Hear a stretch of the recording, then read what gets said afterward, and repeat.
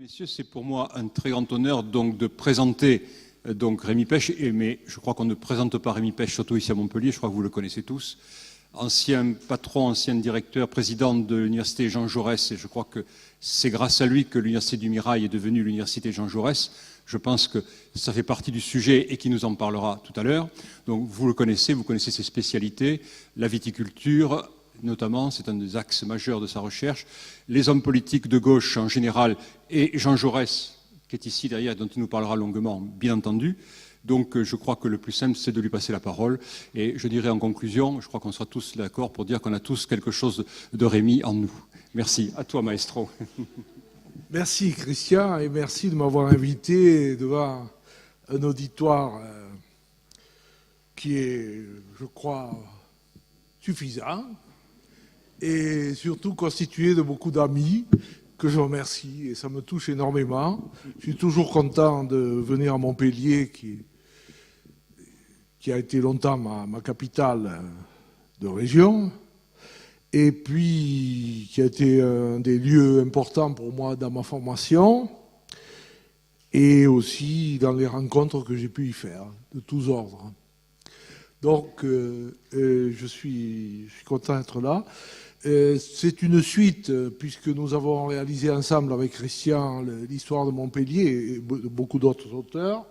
Et puis ce livre qui a été publié chez un éditeur parisien un peu confidentiel, mais qui est vraiment une somme, qui s'intitule Ombre et lumière du sud de la France et qui, en 2 tomes, passe en revue un peu tous les lieux de mémoire du Midi, avec ce va-et-vient entre la mémoire et l'histoire, qui sont 2 notions, vous le savez, très différentes. Et je crois que c'est vraiment un livre passionnant, et là aussi, il y a une quarantaine ou une cinquantaine d'auteurs, 44. Oui. Pour moi, je ne peux que retenir ce chiffre, puisque c'est ma date de naissance.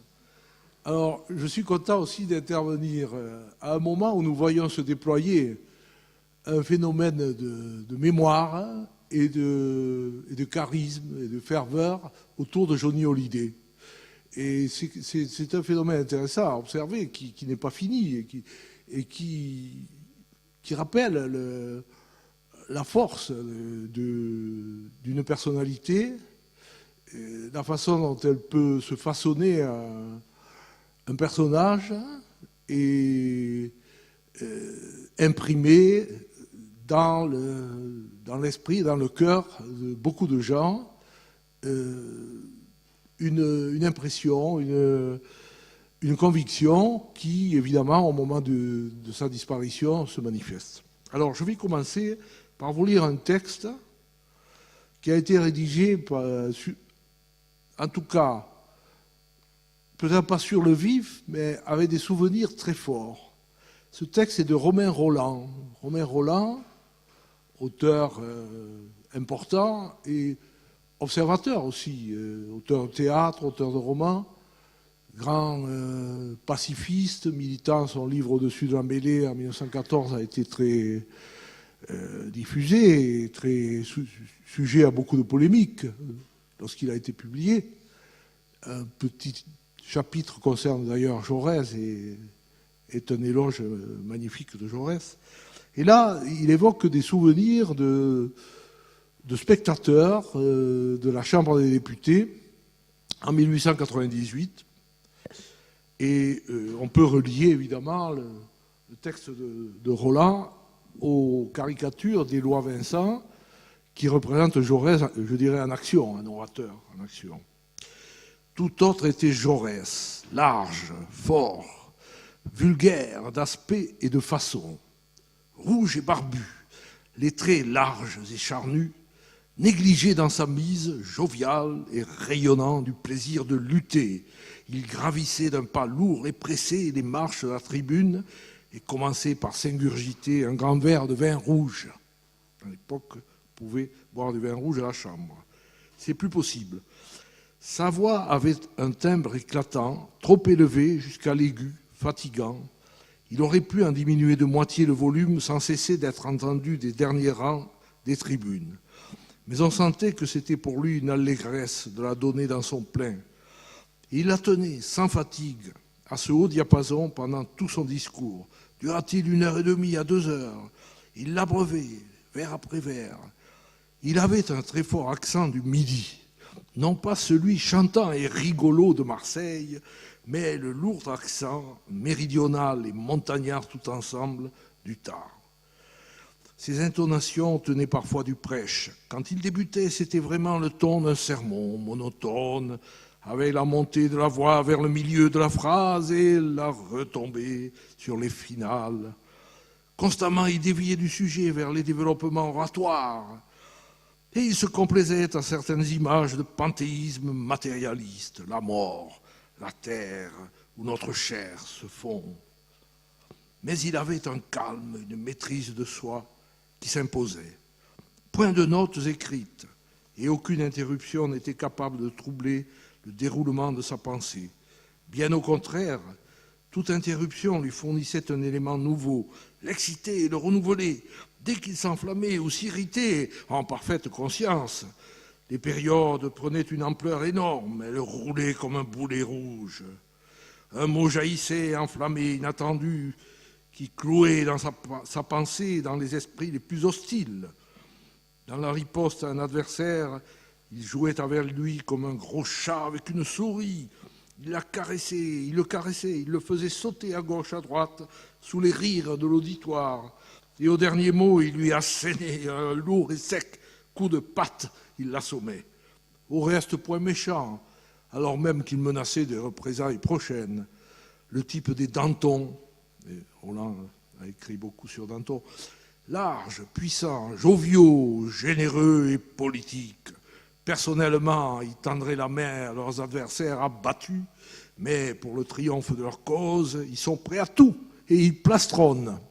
Et c'est un texte qui n'est pas complaisant envers Jaurès. Et là, vous le voyez en action en 1910, avec donc ses propres paroles qui sont reproduites.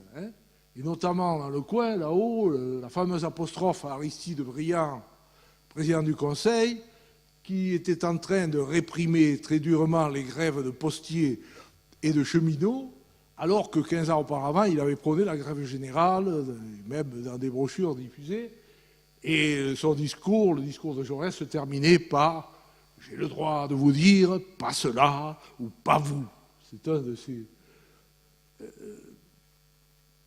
un de ces mots les plus célèbres.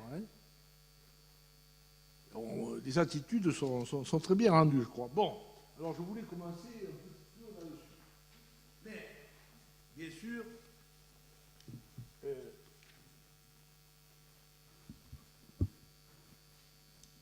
je ne vais pas parler que de Jaurès et de Frêche.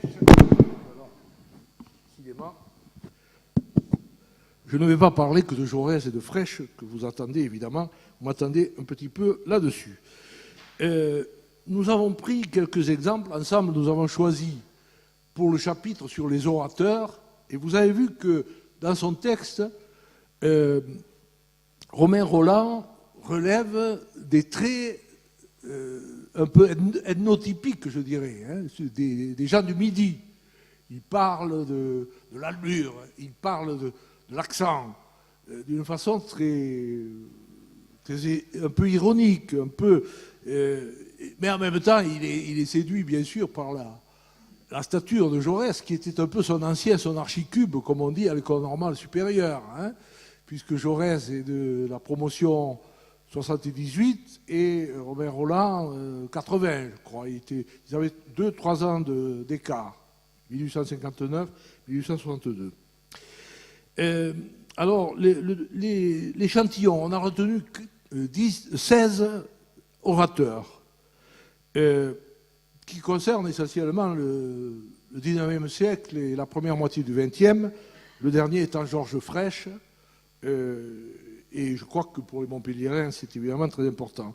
Alors, je cite rapidement ces 16 orateurs: Armand Barbès, sur lequel je reviendrai, Émile Combes, dont vous avez entendu parler bien sûr, Léon Gambetta, Georges Clemenceau, qui certes était un Vendéen, mais implanté dans le Var, et puis qui venait très souvent dans le Midi, Armand Fallière, président de la République, Marcelin Albert, je n'insiste pas, Ernest Féroul, Jean Jaurès, Gaston Doumergue, Gastounet, originaire du Gard, d'Aigues-Vives, et Léon Blum. Alors Léon Blum, c'est comme Clémenceau, il a été un peu parachuté à Narbonne, mais il a marqué et on l'a retenu. Albert Sarraut, Édouard Daladier, Vincent Auriol, Jacques Duclos, lui aussi c'est quelqu'un qui a joué un rôle national, mais qui est bel et bien né à côté de Tarbes et qui avait un côté du Midi, par sa faconde, par sa rondeur, dont les plus anciens se rappellent bien. Gabriel Péry, lui qui est un peu oublié, mais enfin qui a été un orateur très, très brillant dans les années communistes comme Duclos, dans les années 30, et puis Georges Frêche. Voilà l'échantillon. Alors vous allez me dire, ça manque de femmes, et effectivement, mais d'abord, les femmes, les premières femmes politiques à être mises en évidence ont été les 3 ministres nommés par Blum dans le gouvernement du Front populaire en 1936, et il faut attendre 1945, la libération, pour, sous l'autorité du général de Gaulle, mais avec le vote de l'Assemblée consultative d'Alger, vote unanime des partis résistants, on peut dire, les femmes conquièrent le droit de vote et le droit également d'être élues, l'éligibilité. Donc, ça vous explique l'absence regrettable des femmes. Alors, vous pouvez dire aussi que dans cette liste, il n'y a pas un certain nombre d'orateurs républicains importants, comme Camille Pelletan, François-Vincent Raspail, et Maurice et Edgar Faure. Edgar Faure fait l'objet d'ailleurs d'un chapitre particulier, puisque ses origines sont de Narbonne, Béziers et Limoux, mais sa carrière politique s'est essentiellement déroulée dans le Jura. Donc des parachutages, il y en a dans un sens et dans un autre, n'est-ce pas? Et d'autre part, bien sûr, il y a des orateurs qui ont été des orateurs de droite extrêmement brillants. Adolphe Thiers, François Guizot, le Nîmois, Berryer, qui est parisien mais qui a été élu par Marseille, donc un légitimiste, un avocat légitimiste très brillant. Et dans les républicains de droite, Jacques Piou, qui était originaire du Comminges, dans la Haute-Garonne, et Tixier-Vignancourt, qui est un Béarnais, extrême droite, précurseur un peu de Le Pen, mais qui était un avocat extrêmement brillant. Et puis Pierre Poujade, bien sûr, qui a été, lui, un orateur populaire, un orateur de place publique et de meeting, mais qui a marqué beaucoup. Donc, on aurait pu élargir, bien sûr, mais on ne peut pas tout faire. Et donc, je ne vais pas faire un inventaire à la Prévert, bien entendu. Je vais essayer de regrouper un certain nombre d'idées, de réflexions sur la présence de ces orateurs et relier aussi avec la problématique mise en œuvre par Christian Malvy sur la mémoire. Comment se construit une mémoire à partir de l'histoire, comment à son tour cette mémoire qui elle-même évolue peut parfois se figer dans des statuts ou dans des textes ou dans des chansons ou dans des œuvres d'art, dans des caricatures ou des peintures. Alors, tout d'abord, en quoi consiste l'art oratoire? Qu'est-ce qu'un orateur? Si je prends les dictionnaires, je trouve l'orateur est celui qui prononce un discours devant une assemblée. C'est très vague.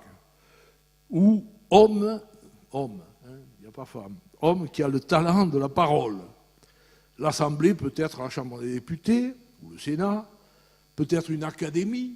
Je vois dans la salle des académiciens brillants, plusieurs. Et ça peut être aussi un meeting, une foule de manifestants. Dans tous ces cas-là, il faut maîtriser la parole, non pas pour exciter, l'auditoire, ni au contraire l'endormir ou le bercer. Ça peut se trouver, mais enfin, le but de l'orateur, c'est d'exprimer des valeurs, des idées, pour motiver, convaincre ses auditeurs d'adhérer aux idées qu'il défend, de se rallier à un projet, à une action. Alors, le mot orateur n'est guère populaire. On préfère souvent dirigeant pour les partis, chef, parfois, ou leader. Quand j'étais petit, j'entendais parler des léadaires viticoles. À ce moment-là, l'anglais était moins répandu. Mais on le trouvait. C'est un mot que l'on trouve assez facilement en maçonnerie, en franc-maçonnerie. L'orateur de la loge ou du convent maçonnique, et curieusement, cet orateur ne parle pas tellement. Il est chargé de veiller au respect des règlements et des traditions.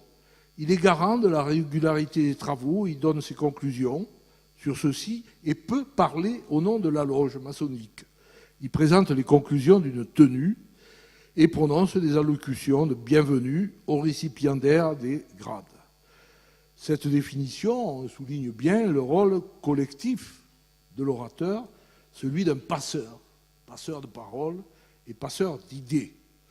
L'orateur est lié aux controverses politiques. Les discours sont faits pour dégager une majorité ou au moins exprimer des positions appelées parfois à la mobilisation, à l'opposition. Et donc, pour cela, il faut que l'orateur sache faire autre chose que parler. Il faut qu'il se documente, qu'il écoute ceux qu'il représente ou ceux qu'il veut motiver. Donc, le travail d'enquête est important. Il faut aussi qu'il sache écrire, puisque les discours sont restitués dans les documents officiels et peuvent lui servir d'appui. Romain Rolland dit que Jaurès, on le trouve souvent, Jaurès parlait sans notes, mais en réalité, il rédigeait ensuite souvent un article à partir du discours qu'il avait préparé, et souvent c'était assez précis ce qu'il pouvait rédiger comme note pour préparer ou pour prolonger son discours.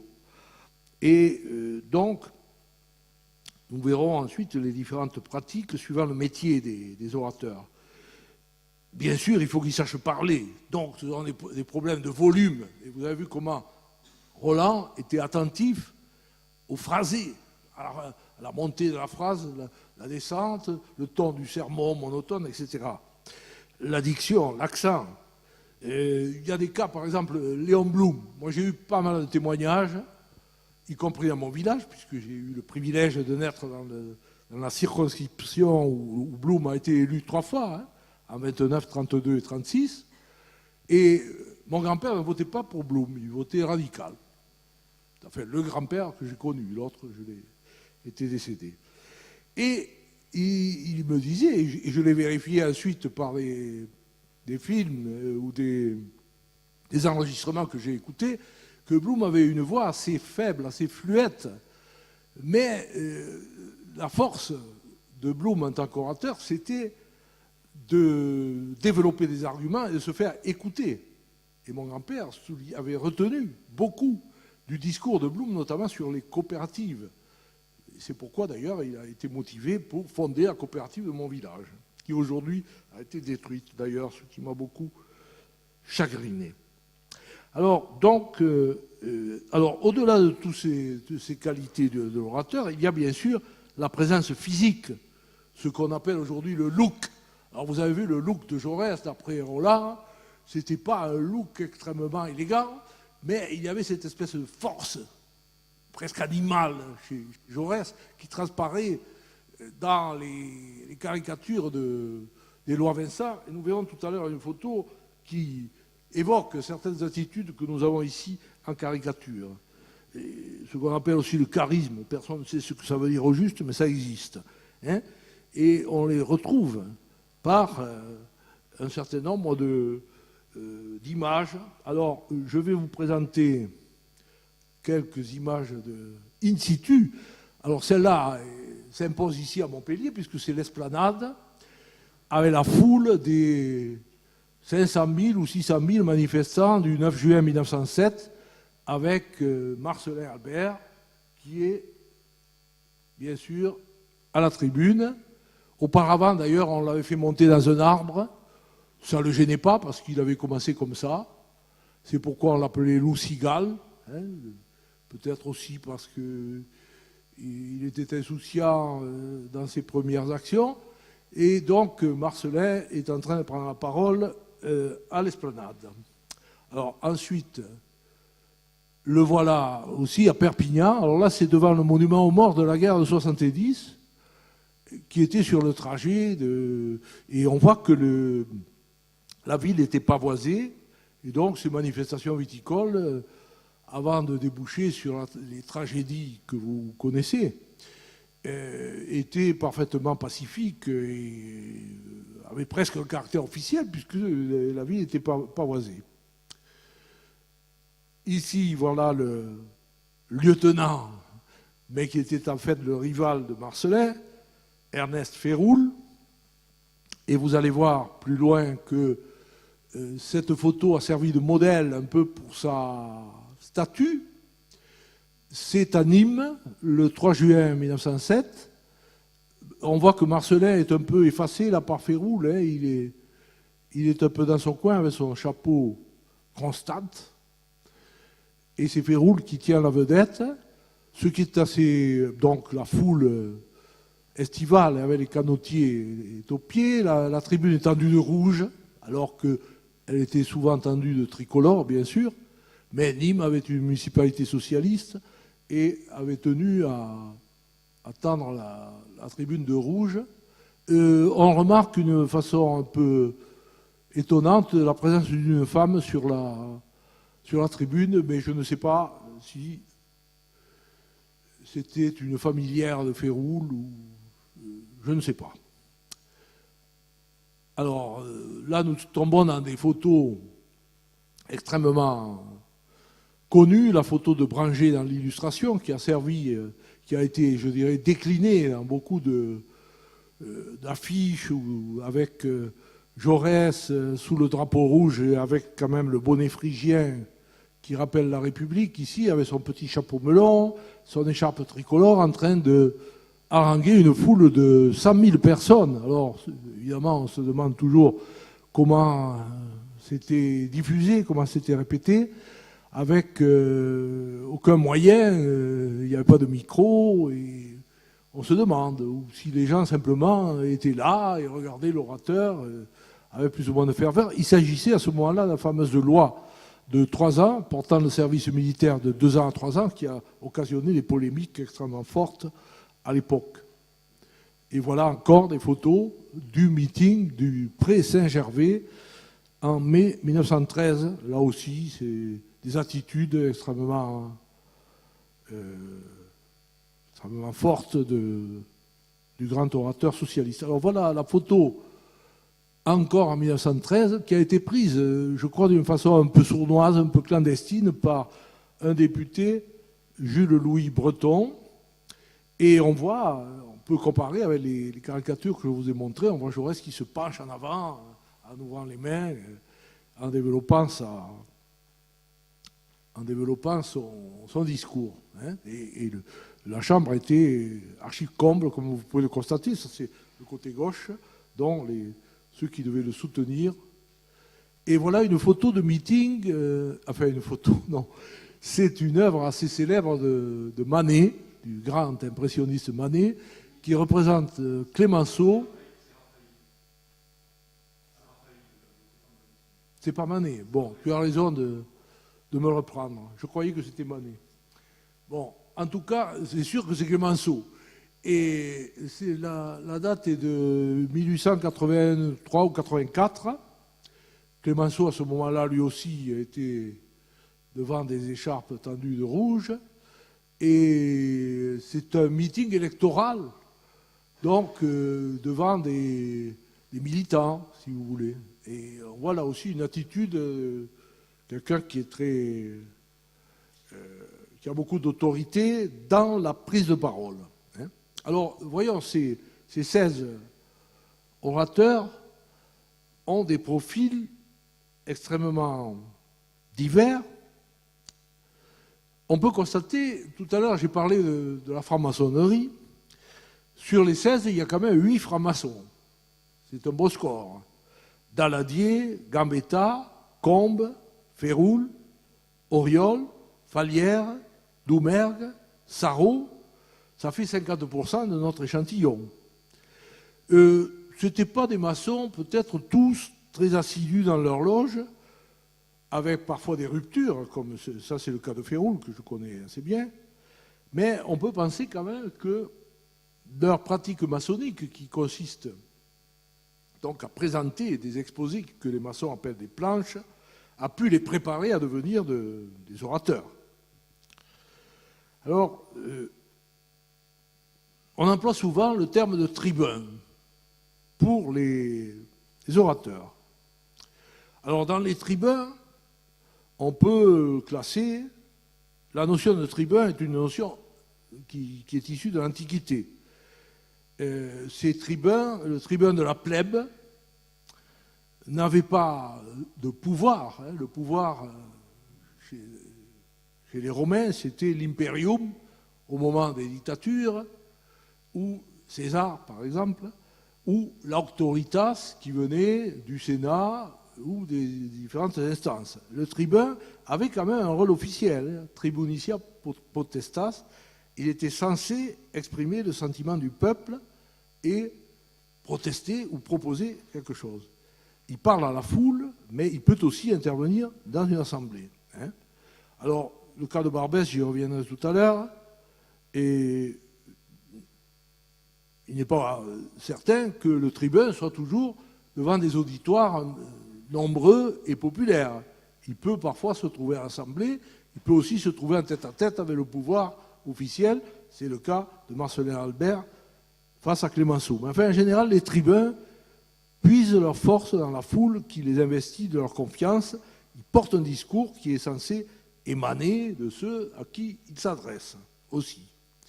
Alors maintenant, dans les professions de ces 16 orateurs, on trouve des médecins.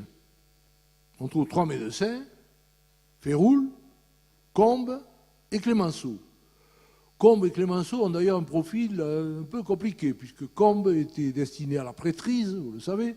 C'est une étape de sa jeunesse qui lui a été ensuite reprochée, où on lui a collé le surnom le petit père Combes, pour faire allusion à ce côté un peu ecclésiastique chez lui. Il a été professeur aussi un petit peu, et puis il est devenu médecin à Pons.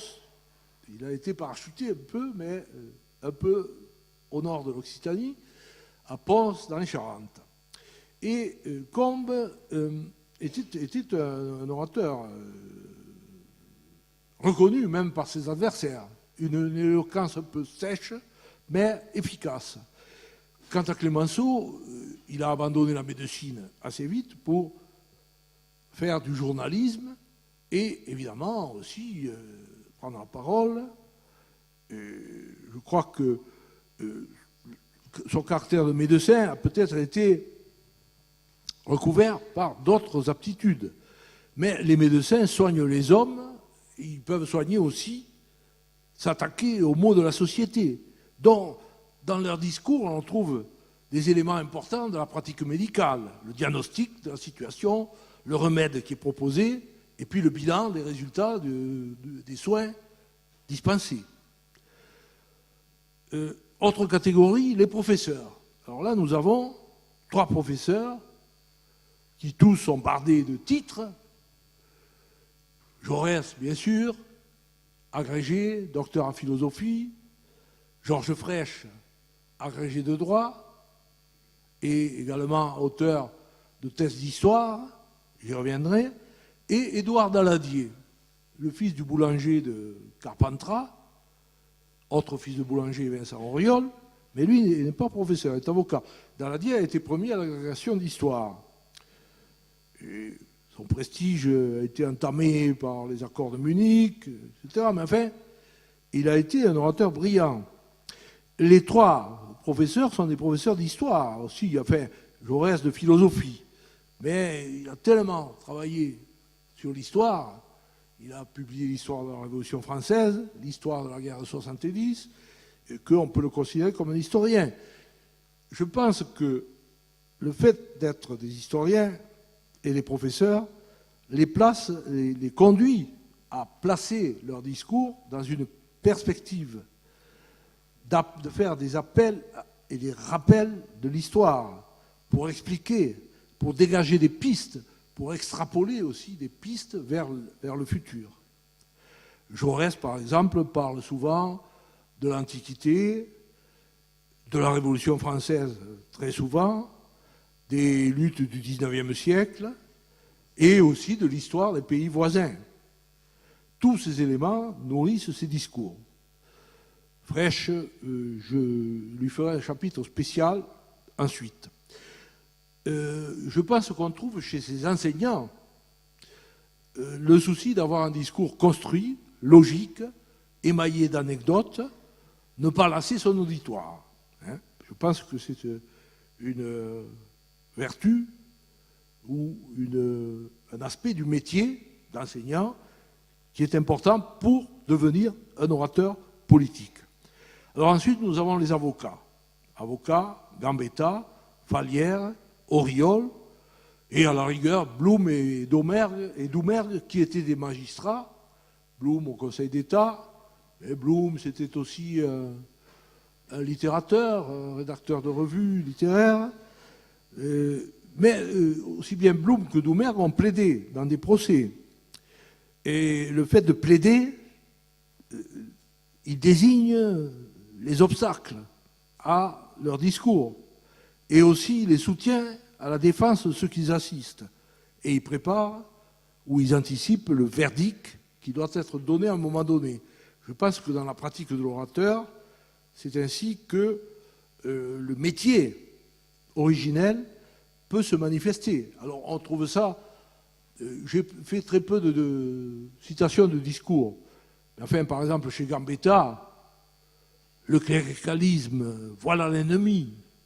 C'était une formule lapidaire qui désigne le combat au début de la Troisième République.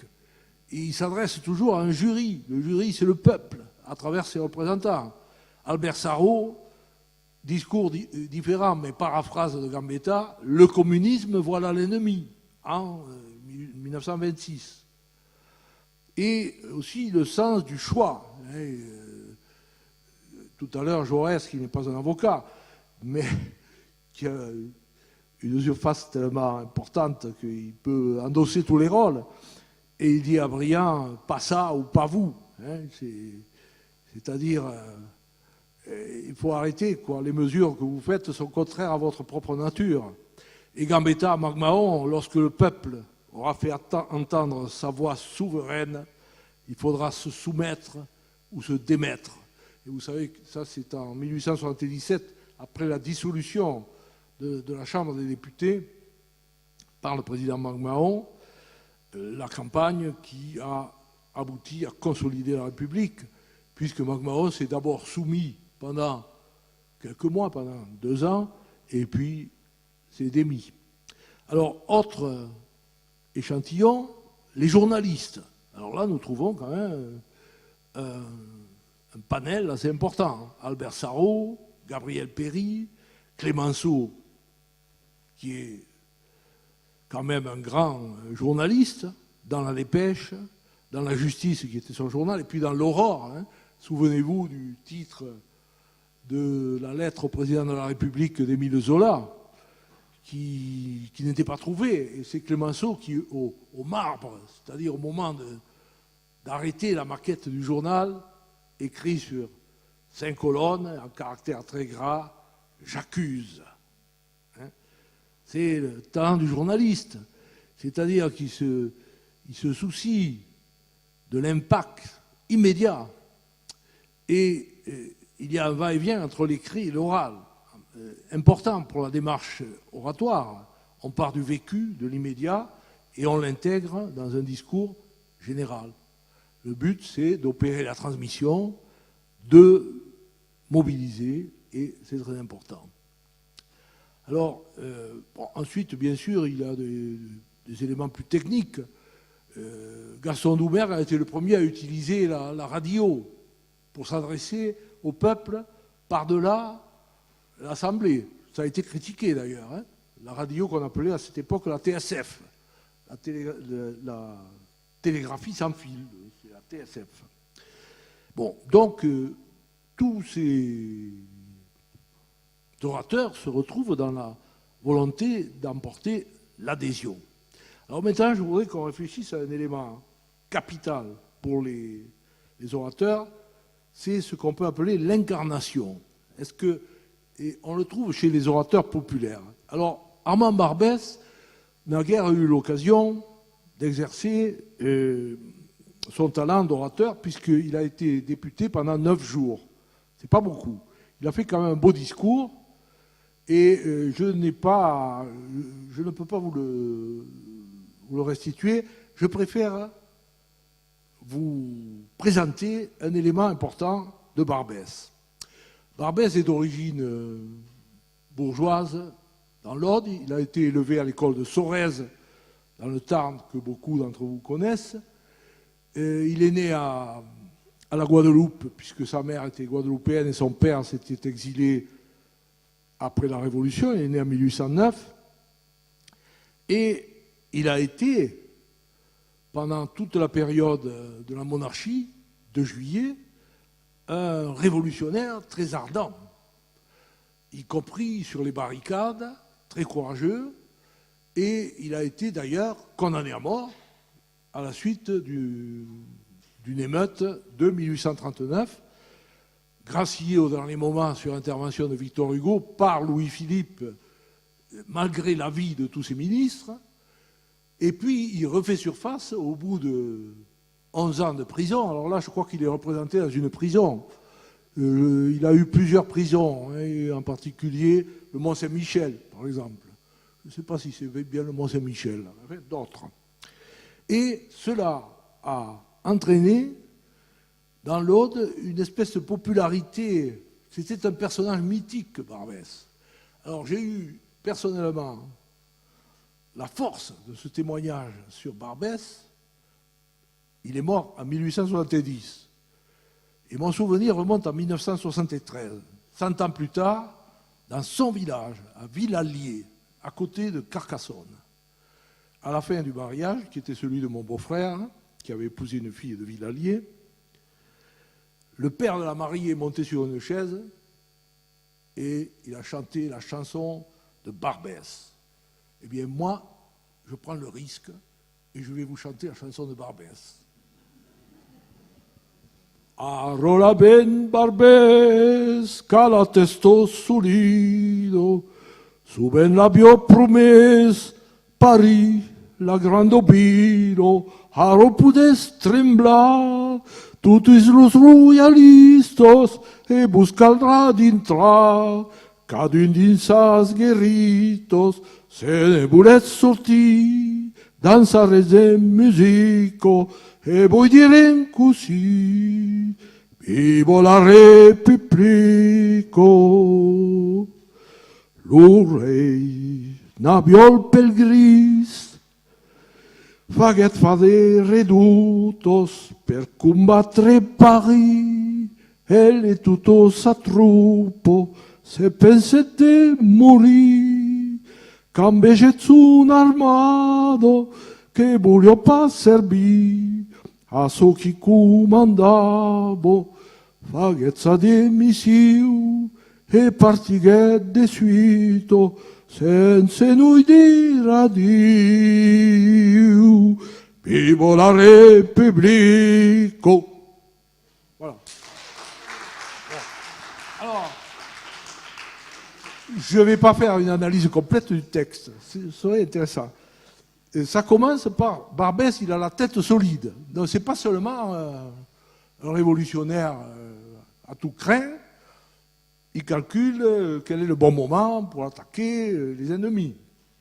Et on peut se fier à lui parce qu'il a montré qu'il était vaillant, courageux, il a combattu la monarchie, et donc, vive la République. Voilà la chanson qui s'est perpétuée dans l'Aude, en tout cas dans son village natal, pendant 100 ans. Je crois que ça montre la force de la représentation, la force de la mémoire et de l'histoire. Autour de quelqu'un, je vous dis, on n'a qu'un discours. Alors, on a beaucoup de lettres à Georges Sand, qui était sa grande amie, mais Barbès est un personnage un peu mythique, on doit bien le dire. Bon. Alors,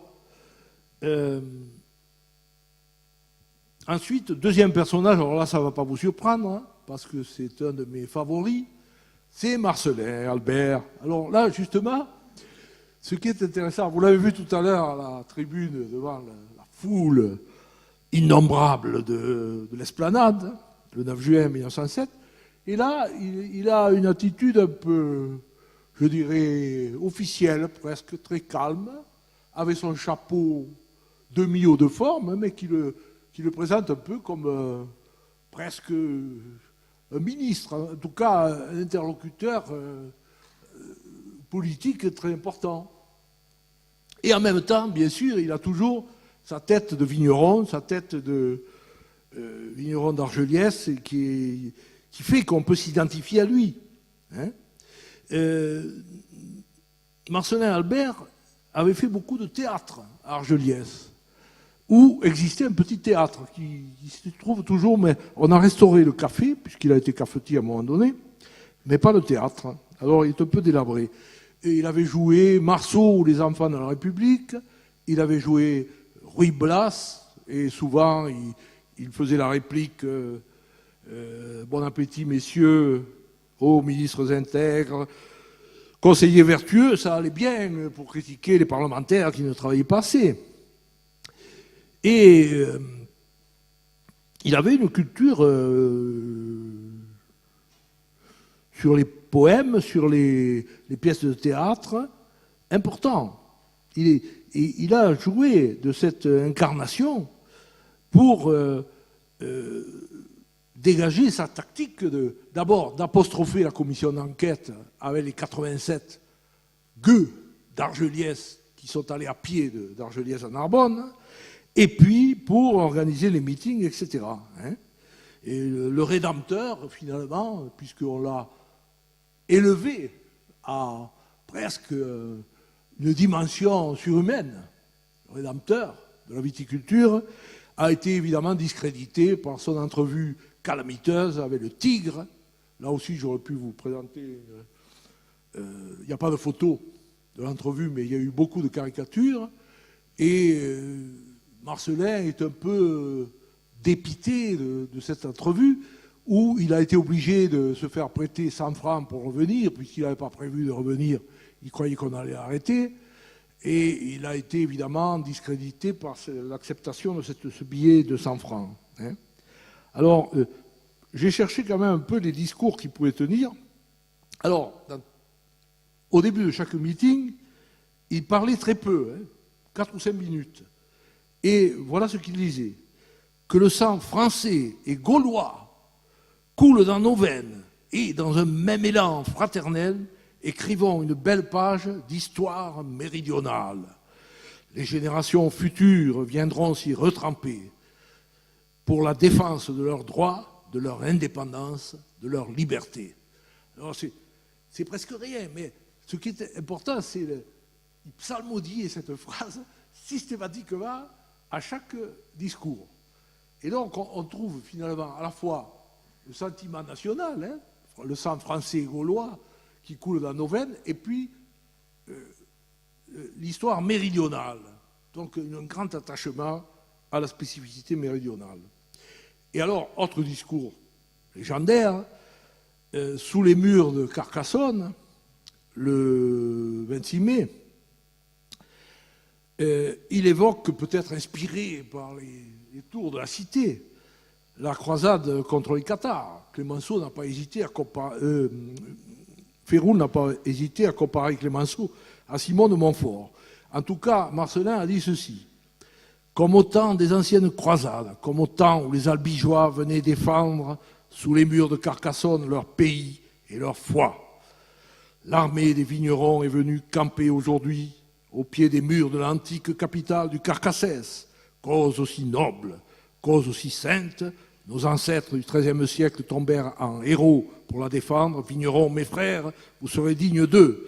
Sachons le crier haut et fort en avant pour la défense de nos droits. Le Midi le veut, le Midi l'aura.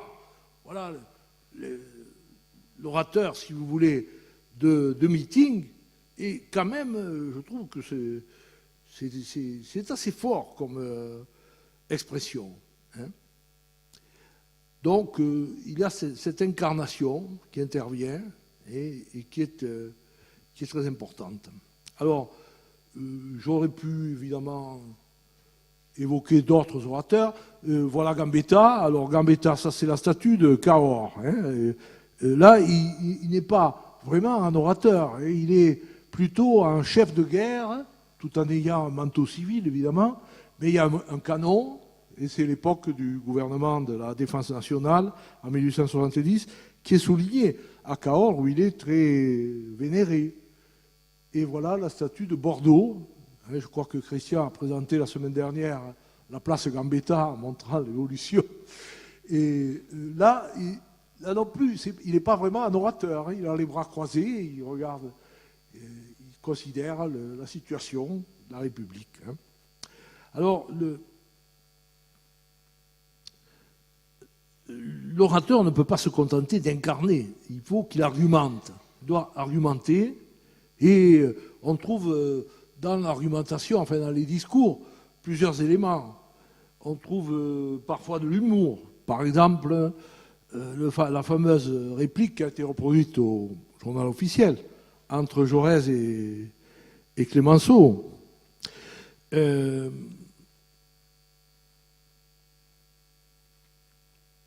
Jaurès, non, c'est Clémenceau qui commence à dire à Jaurès, « Monsieur Jaurès, vous n'êtes pas le bon Dieu ». Et Jaurès réplique, « Et vous, monsieur Clémenceau, vous n'êtes pas le diable ». Et Clémenceau réplique encore, « Qu'est-ce que vous en savez ?» Donc, et ça, c'est au journal officiel. Donc, il y a des échanges qui sont extrêmement forts. Hein. Bon, là, j'avais un texte également sur Jaurès, mais ne perdons pas de temps et venons-en rapidement à quelqu'un qui vous est familier, c'est Georges Frêche. Donc, né en 1938 à Puylaurens, dans le Tarn, et décédé à Montpellier, dans l'hôtel de région, en 2010. Georges Frêche, je ne vais pas développer tout ce qu'il a pu réaliser à Montpellier, c'est le grand maire bâtisseur de Montpellier, mais il a été aussi, et d'abord, il ne faut pas l'oublier, un orateur extrêmement brillant. Les dérapages abondamment médiatisés qui se sont répétés surtout dans la 10e décennie de son existence ne doivent pas, et qui ont occasionné son exclusion du PS, dont il a fait appel devant les lecteurs, avec le succès que vous connaissez et auquel vous avez, pour beaucoup d'entre vous, participé, probablement, ne peuvent pas entacher ces dérapages, cette aura d'orateur qu'il a pu conquérir. Alors, est-ce qu'on peut tenter d'analyser, de tirer un bilan de sa façon de concevoir la prise de parole comme vecteur d'une action politique et polémique aussi, hein, mais aussi un instrument de gestion. Hein. Là, on le voit en train d'inaugurer, je ne sais pas pourquoi, c'est un peu... J'aurais voulu que ce soit plus grand, mais enfin, bon. Non. C'est embêtant encore. Oh là là. Ah, il fallait qu'un incident arrive. Bon, voilà, on va se contenter de ça. Là, il inaugure l'Institut de médecine, d'imagerie médicale. Et il y a là aussi des médecins éminents dans la salle qui doivent se souvenir peut-être de ce moment dans les années 80. Alors, vous pourrez retrouver beaucoup d'éléments du talent oratoire de Frêche dans le site de la médiathèque et également de l'association Georges Frêche. J'ai hésité à vous présenter un des derniers discours qu'il a tenu à Toulouse, qui est un discours un peu intime, où il marque sa tristesse d'avoir été attaqué, etc., mais qui ne reflète pas vraiment le caractère mordant, le caractère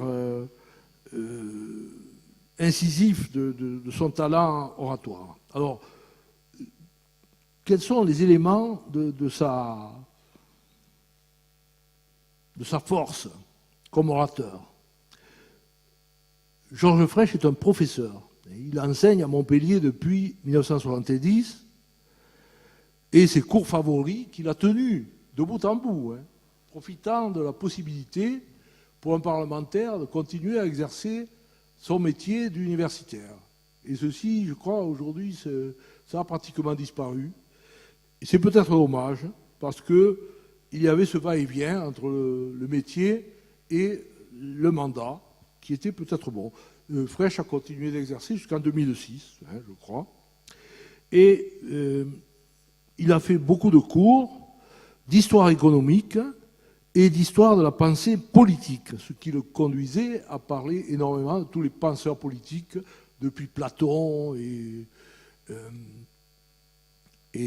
Socrate, jusqu'à Montesquieu, et puis à Jaurès, bien entendu, qui était un de ses inspirateurs très importants.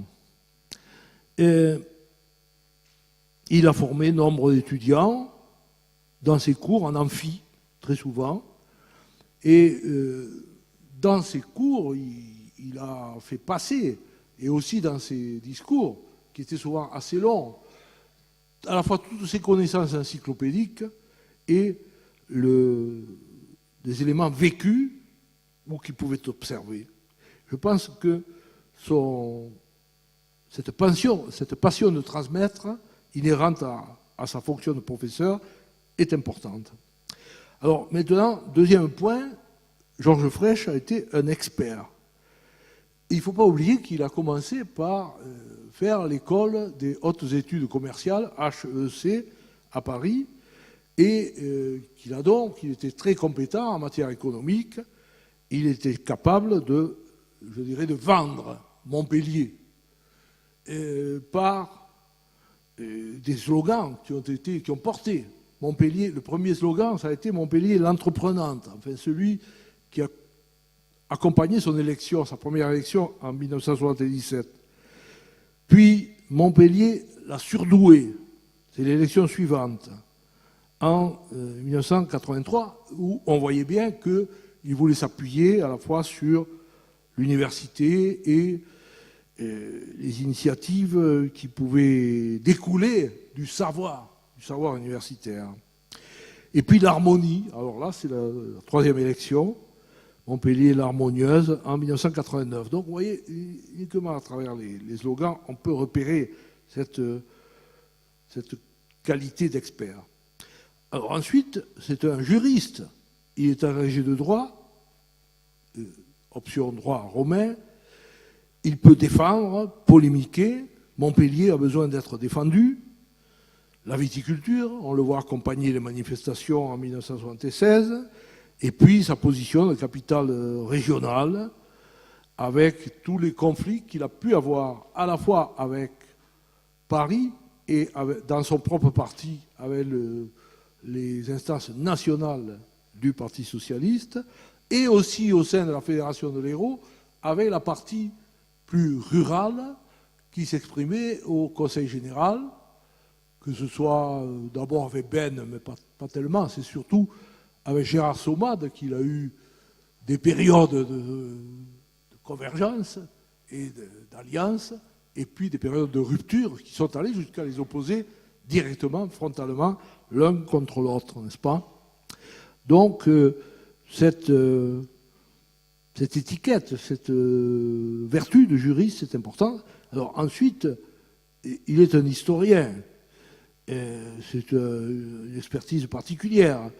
Dans le petit livre qui était distribué à la gare, dans toutes les gares, à un moment donné, il apparaît comme un personnage de roman et il s'exprime ainsi: l'avenir appartient à celui qui a la plus grande mémoire. Sa thèse porte sur la région de Toulouse, dont il le rappelle constamment, originaire, et surtout sur l'importance des voies de communication, le canal du Midi en particulier, mais qu'il pouvait transposer ensuite sur les chemins de fer, etc. Donc, sa connaissance du Moyen-Âge était très élevée. Il voyait Montpellier comme une ville italienne de la Renaissance, Florence, souvent revient dans son discours, avec cette nécessité de développer le commerce, la liaison sur le bassin méditerranéen avec Barcelone, avec les villes italiennes, n'est-ce pas? Et aussi, bien sûr, avec les civilisations autres que chrétiennes autour de la Méditerranée, le judaïsme et l'islam. Là aussi, vous avez des extraits des discours de Fresh sur la civilisation musulmane qui faisait l'objet de plusieurs cours ou de plusieurs interventions dans les académies ou autres. Donc, j'ai indiqué qu'il avait médité sur la philosophie gréco-romaine avec Platon et Socrate. L'ouvrage de Platon, La République, était souvent cité. Bon, et enfin, il faut bien dire que Fresh a été un militant socialiste ardent, et qu'il s'est imposé déjà dans les années, au début des années 60. Il arrive à la fac de droit en 1970. Et en 1971, il est candidat au municipal. Et il perd face à Delmas, avec quand même une liste d'union de la gauche, qui était un peu précurseur ensuite de la stratégie de Mitterrand.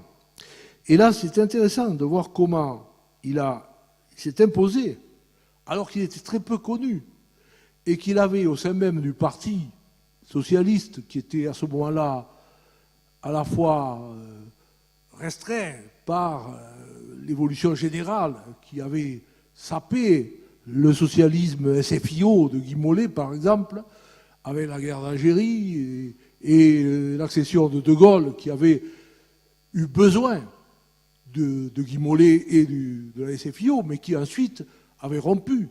Et donc, ce parti socialiste un peu étiolé, il y avait en son sein deux personnages qui étaient beaucoup plus connus à Montpellier que lui: Raymond Chauliac, qui était un ancien résistant, un peu âgé, il avait 65 ans, mais enfin, il avait une grande réputation, un ingénieur, très valable, et Louis Constant, qui était un juriste et un militant de certaines organisations de solidarité internationale, comme le Secours Rouge, par exemple, et qui avait un certain impact dans la jeunesse post-68 tarde, après 68. Et donc, Fresh n'était pas évident pour s'imposer. Il a été appuyé par le Parti communiste. Pourquoi? Parce que le Parti communiste considérait qui était plus puissant à ce moment-là que le Parti socialiste SFIO, et considérait que Chauliac représentait la SFIO, si vous voulez, ancienne, et que Constant, avec le Secours Rouge, 68, Fresh n'avait pas participé à 68, il rédigeait sa thèse. Il a toujours dit. Et donc, bien qu'il ait été maoïste quelques années auparavant, il avait rompu avec les maoïstes, et donc le PC a plutôt appuyé Fresh que les deux autres. Je crois qu'il faut rappeler cela, et nous l'avons rappelé dans l'histoire de Montpellier, bien sûr. Alors bien sûr, Fresh a beaucoup utilisé le patronage moral et politique de Jean Jaurès, en rappelant toujours qu'il était tarné. Christian le rappelait également. Il a fait restaurer sa statue. Si vous regardez l'exposé de Christian la semaine dernière, il présente cette statue, qui est une réplique de la statue du sculpteur Gabriel Pech, qui était son ami, mais qui n'était pas du tout mon parent, à Castres. Et puis, il a essayé de projeter la mémoire des hommes de progrès, pour simplifier, dans la place des grands hommes de l'Odysséum, avec Christian, à laquelle nous avons participé dans les notices des différents personnages. Hein. On trouve... c'est international, hein, c'est une ouverture sur le monde, qui montre une pensée mondialiste chez Frêche. Hein. On trouve Mandela, on trouve Lénine, Nasser, Gandhi, Golda Meir, Churchill, Mao Tse-tung, et Jaurès, bien entendu, qui figure. C'est un Jaurès un peu maigre, hein, qui est un peu déconcertant, mais enfin, il y est. Et donc, je crois que les enseignements de Jaurès sont constamment soulignés par Frêche dans ses positions, dans ses discours, y compris lorsqu'il avait des conflits au sein de son propre parti. Hein. On pourra y revenir, si vous voulez, dans les questions. Alors maintenant, je terminerai sur la mémoire des orateurs. Hein. Alors, d'abord, une difficulté. Comment figer dans la pierre, ou dans même une gravure, un portrait, ce qui est sonore et animé, l'éloquence? C'est difficile. Hein.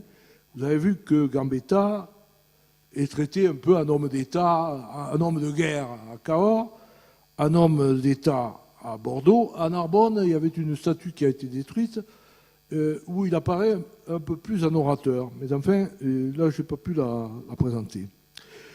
Chez Marcelin Albert, bien sûr, qui n'a pas de statue. Il a simplement une stèle à Argelliès qui a été édifiée en 1962 ou 1963, je crois. Et avec ensuite la liste des 87 gueux qui l'ont accompagné à Narbonne. C'est difficile toujours de présenter l'orateur. Alors voilà la statue de Féroul qui a été déplacée. Et j'avais eu ça a été un des combats que j'ai menés, que j'ai perdu, de maintenir cette statue à l'endroit où elle était. Parce qu'elle dominait une esplanade très grande où les viticulteurs pouvaient se rassembler avant les manifestations ou pour d'ailleurs d'autres sujets que la viticulture. Et alors certains n'ont pas compris que l'on fasse ce combat que j'avais mené sur le plan national et même international, avec les contacts que j'avais par Erasmus, avec l'Italie, la Catalogne, etc. Mais localement, je dois reconnaître que la plus forte manif qu'on ait faite, il y avait 200 personnes. Je crois ça, c'était pas assez. Donc elle a été déplacée, mais elle existe toujours. Vous pouvez la voir au bord du boulevard Frédéric Mistral.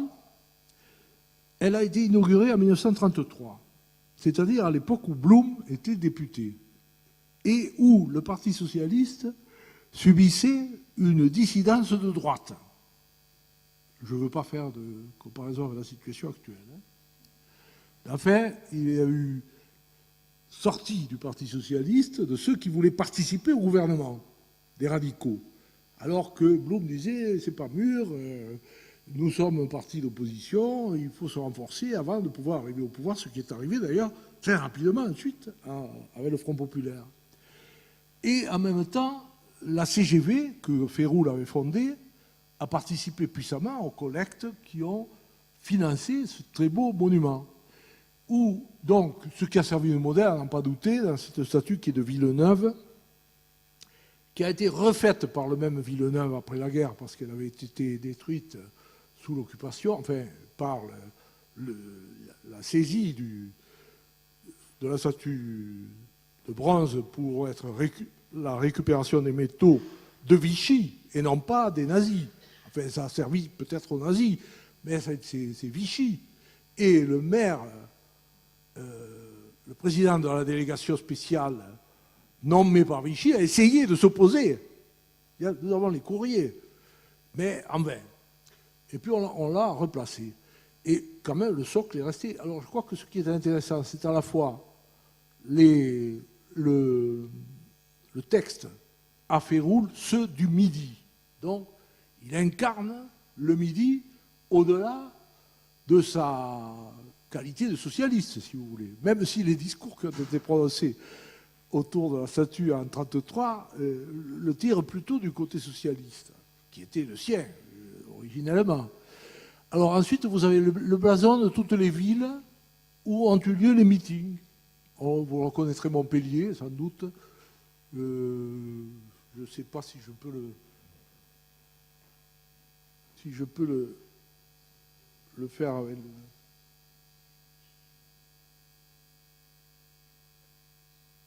C'est difficile à lire. Hein.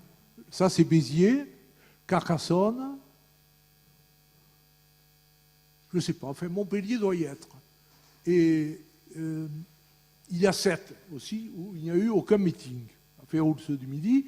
Et puis, la foule des vignerons qui est ici et qui soutient, enfin, qui supporte le leader, qui supporte l'orateur, avec évidemment une concorde, puisque nous avons un propriétaire ici avec une cravate, et là un ouvrier avec un chapeau. Hein. Ça, c'est le blason de Narbonne. Et puis beaucoup de femmes. Et alors, ce qu'on ne voit pas bien, mais dans la foule, il y a Frédéric Mistral et Jean Jaurès. Je crois que Jaurès est dans le coin, là. Il est un peu effacé. Et Mistral, je ne sais pas où il est, avec un grand chapeau. Bon, donc, si vous voulez, plus qu'une statue, c'est un groupe qui exprime justement cette incarnation dont je parlais au début. Hein. Alors, autre statue,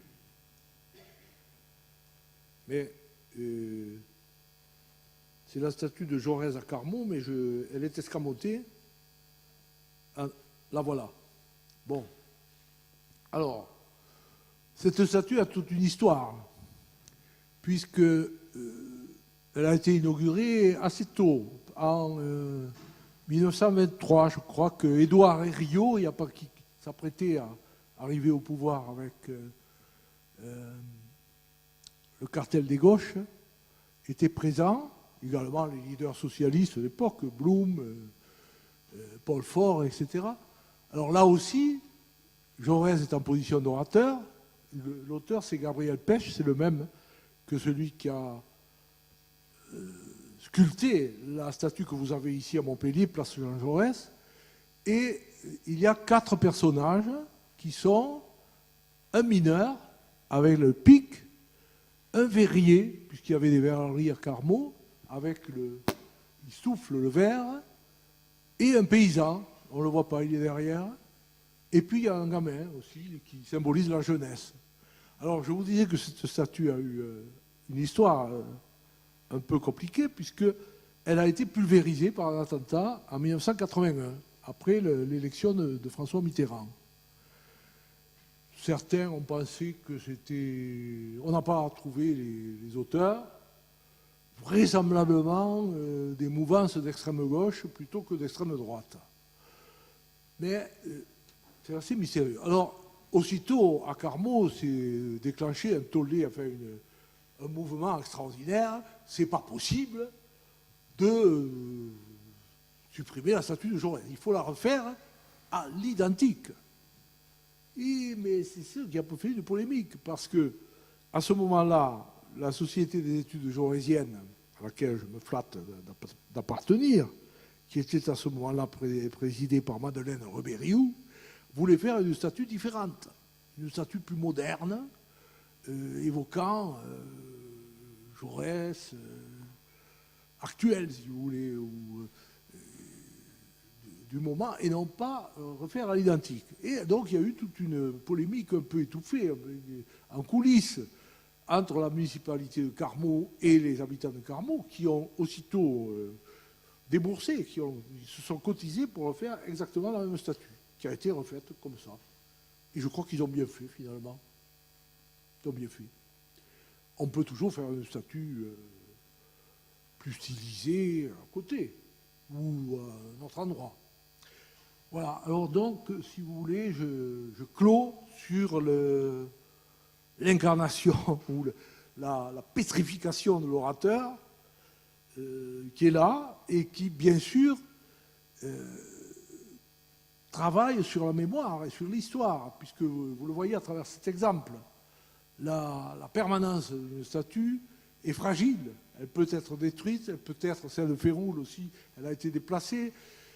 Donc il y a une vie des monuments qui prolonge la vie de l'orateur lui-même et qui permet de l'évoquer lors des cérémonies ou dans les articles ou dans les expositions, etc., ou même dans le discours, dans les conversations privées, et qui est aussi parfois remise en cause par une décision municipale de déplacement pour construire un bâtiment. À Narbonne, ça a été la médiathèque.